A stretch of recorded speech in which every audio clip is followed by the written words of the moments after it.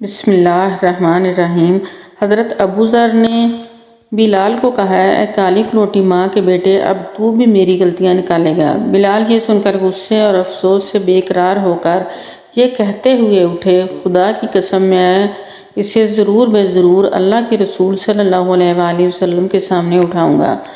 یہ سن کر اللہ کے رسول کا چہرے کا رنگ بدل گیا اور آپ صلی اللہ علیہ وآلہ وسلم نے ارشاد فرمایا، ابو ذر، کیا تم نے اس کی ماں کو آر دلائی؟ تمہارے اندر کی جہالت اب تک نہیں گئی؟ اتنا سننا تھا کہ ابو ذر یہ کہتے ہوئے رونے لگے، یا رسول اللہ، میرے لیے دعائے مغفرت کر دیجئے۔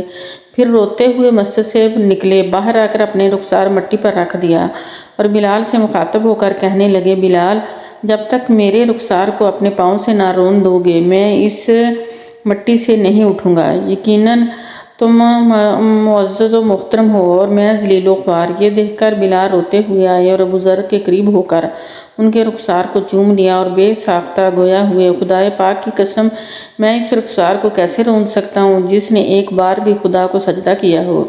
پھر دونوں کھڑے ہو کر گلے ملے اور بہت روئے، اور آج سے ہم ایک دوسرے کی 10 بار ہتک کرتے ہیں، مگر کوئی یہ نہیں کہتا کہ بھائی معاف کر دیں، معذرت قبول کر لیں۔ یہ سچ ہے کہ ہم آئے دن لوگوں کے جذبات کو چھلنی کر دیتے ہیں، مگر ہم معذرت کے الفاظ تک زبان سے ادا نہیں کرتے اور معاف کر دیجئے جیسا کہ ایک عدد لفظ کہتے بھی ہمیں شرم آتی ہے۔ معافی مانگنا عمدہ سخاوت اور بہترین اخلاق ہے، جبکہ کئی لوگ سمجھتے ہیں کہ یہ خود کی بے عزتی اور اہانت ہے۔